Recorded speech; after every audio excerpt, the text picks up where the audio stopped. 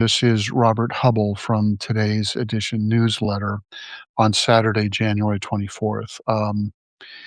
In the last 30 minutes, multiple news outlets have reported that there has been another killing in Minneapolis, this time by Border Patrol agents. There is one video of that killing that has been published in reputable sources, including Minneapolis newspapers, The Guardian, and elsewhere, and it is also on social media. Um, the the video begins, and I will warn you, it is very difficult to watch. The video begins with six or so agents uh, on top of someone who is on the ground. According to reports, some reports, um, the person had a gun. Whether they did or did not is not clear from the video. After about 10 seconds of wrestling with this person on the ground, one agent pulled out his gun, apparently shot the protester in the back or in the chest. The officers moved away, and then the officer who fired the initial shot emptied his pistol into the lifeless body of the protester on the ground. Um, there may be other angles. There may be more information we do not know. But on the information that we do have, it appears to be a public execution of someone in the street. Um, Minnesota, like all states under the Supreme Court rulings, is an open carry state. You can carry a weapon, a handgun in Minnesota with a permit on the street. And apparently, I don't know anything more about what led to the confrontation. All I've seen is the shooting of this person. I apologize. I had my microphone set away. I hope you can hear me. Um, the shooting of Renee Good uh, was a homicide. In my view, it was at least second-degree murder. I think a jury could reasonably conclude that it was first-degree murder, but the DOJ blamed Renee Good before it knew any of the facts. I think I have seen calls by politicians, elected officials in Minnesota calling for the arrest of that Border Patrol agent. And if you watch this video, and again, I I warn you, it is difficult to watch. I think you will conclude that it was just murder. But of course, that's for a jury to decide. Apparently, instead of arresting the officer, the Border Patrol agents seized the witnesses at the scene and have detained them. And unless those witnesses, there are reasonable grounds for believing those witnesses have a final deportation order, ICE has no business, or Border Patrol has no business detaining them. Apparently, the Border Patrol ordered the local police to leave the scene, and the local police have refused. Good for them. There is concurrent state and federal jurisdiction over crimes. There is only qualified immunity for federal officers when they're acting under the course and scope of their duties. But if they act outside the course and scope of their duties, they are liable, just like every other citizen, for violations of the civil and criminal law. J.D. Vance does not know what he's talking about. He is a disgrace to Yale Law School. They should revoke his degree for claiming that those officers have absolute immunity. They do not. Um, a reader has submitted a question which is relevant, and people are now beginning to comment in the sheet that the document, Google document that I opened up. And um, one reader posted last spring, I think you said something about trusting the military to stand up to Trump if that were needed. That doesn't seem to be the case anymore. What are your thoughts on that? What I said is that I trusted members of the U.S. military not to turn on the American public, and I still believe that. The people who volunteer for the military, by and large, do that because they love their country and they want to defend their country and you and me. And I believe that because they come from our community, they are us and they will not turn on us. I do not have that same view about ICE and the Border Patrol. ICE, in particular, is recruiting people who could not get jobs anywhere else, much less at another police or law enforcement department. They are recruiting people who are angry men with issues, many issues, and who have an unnatural obsession with guns. That is what happens. It appeared that after the first bullet, that the protester or whoever he was dead. And then he had 4 or 5 more bullets pumped into him from point blank range. He was no threat to this officer who decided to murder, execute this person based on the available evidence. And there may be more evidence, and I think there will be, because the video that has been posted shows a woman standing about 10 feet away with her cell phone taking video. We need to see that video. I haven't heard any statement from the federal government yet, and if anyone has seen it, please post it in the chat. Um, as in the Renee Good case, they immediately declared her to be a domestic terrorist. Um, I don't know what the administration's position is with respect to what happened this morning. So what happened this morning frames everything that happens from here on out, as did the murder of Renee Good. The question is, what are we going to do about it? We should be angry. We should be repulsed. We should be horrified. We should be sorrowful. But the one thing we can't do is do nothing. The people in Minneapolis showed us the way yesterday. They took to the streets. I think there were about 50,000 people protesting in the town center of Minneapolis. Minneapolis is a city of about 450,000 people. Now, people may have come from the greater Minneapolis-St. Paul area, but that was a sizable portion of the population of the Minneapolis-St. Paul area out on the streets in negative 26-degree temperature. God bless every single one of them, because as I wrote in my newsletter today, they are showing us the way. But sadly, it was not enough.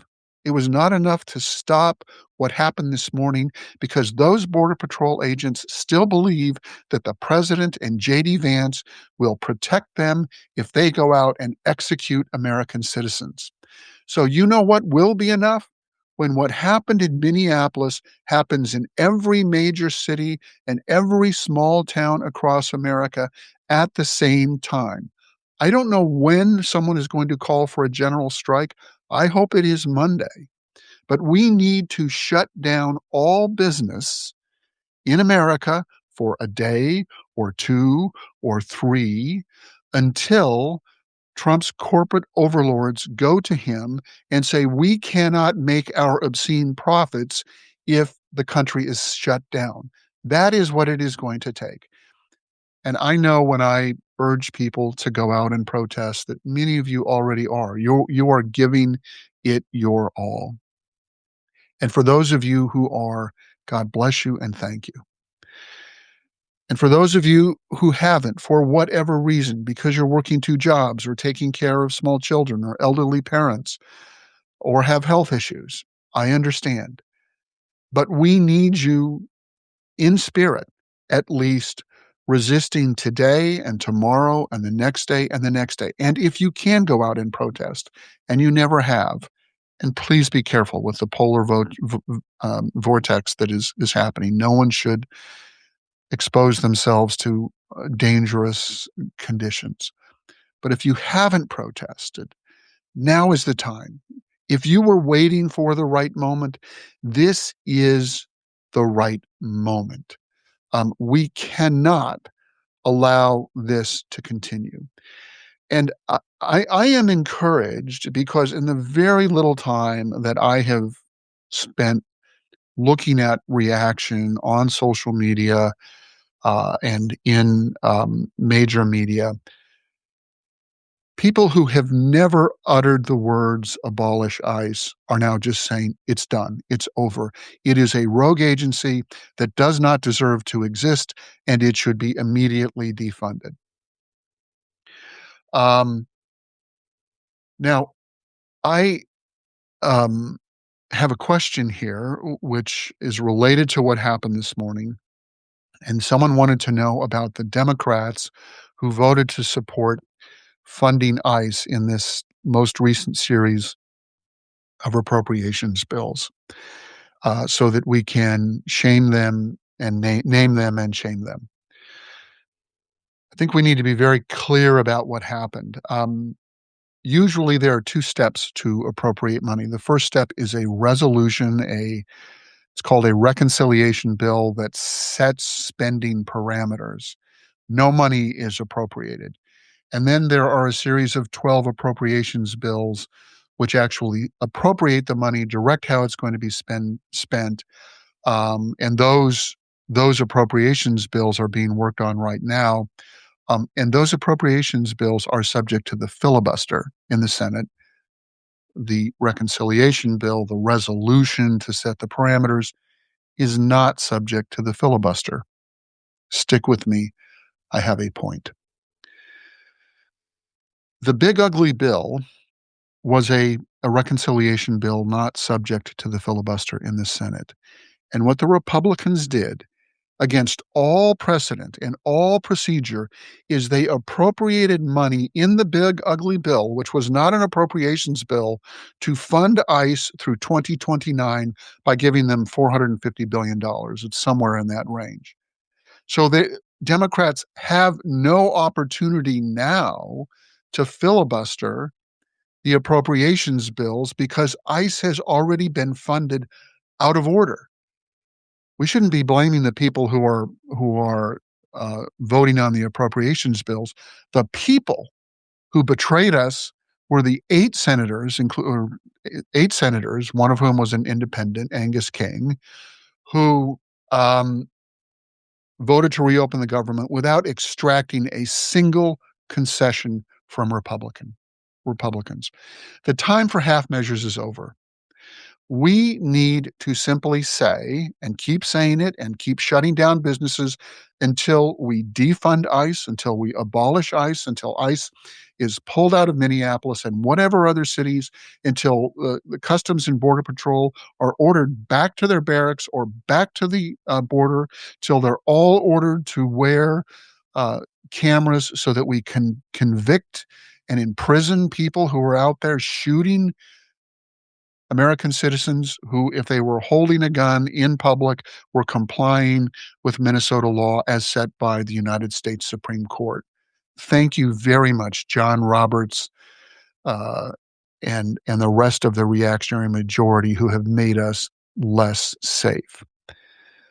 So, as you can tell, I am angry this morning. I am upset, and I apologize for that because part of my mission in life is to help people process the news in a calm way so that they can go out and be effective warriors for democracy. You will watch this video.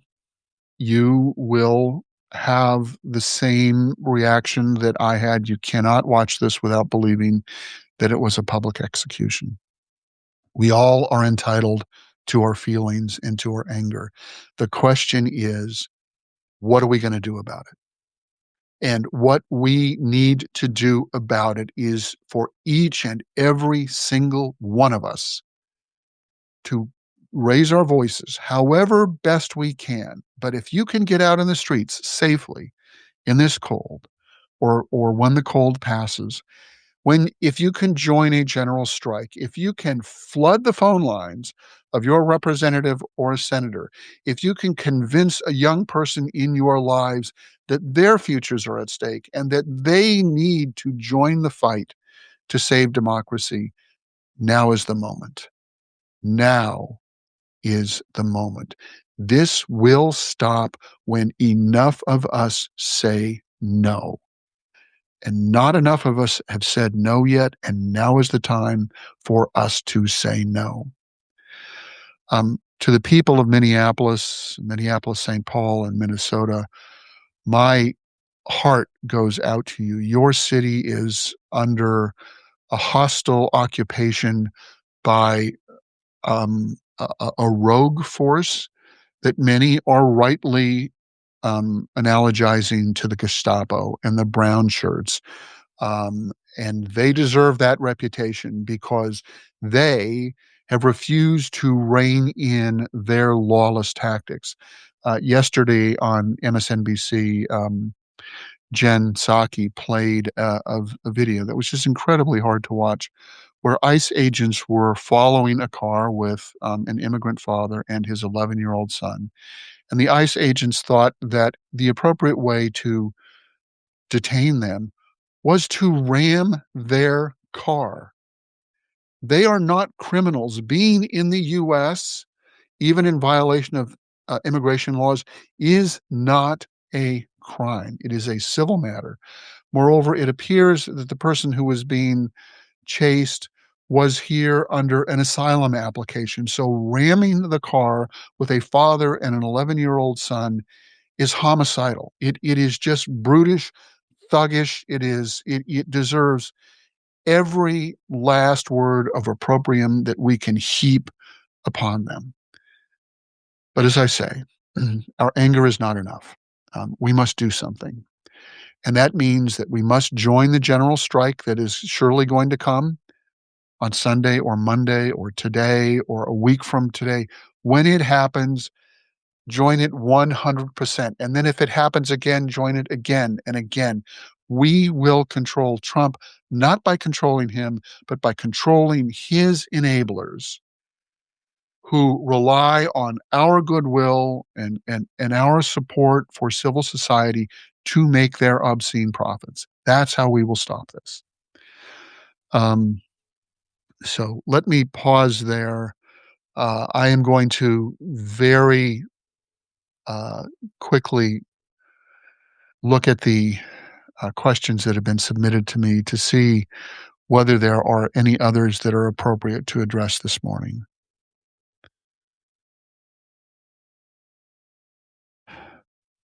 There are a number of questions that people have asked about when we can impeach Trump. Some people are hearing that maybe we can impeach him in March. Maybe we should impeach him after November.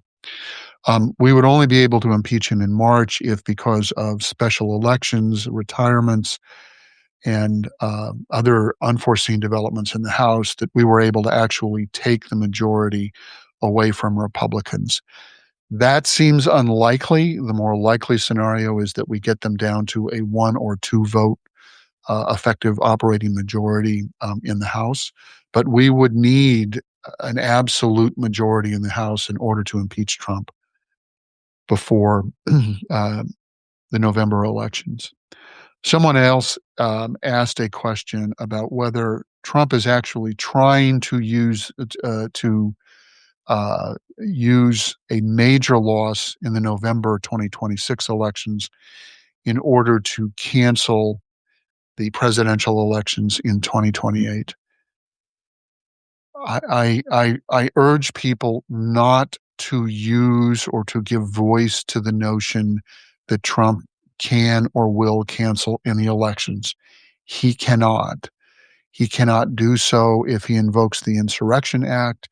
He cannot do so by deploying the National Guard or the military.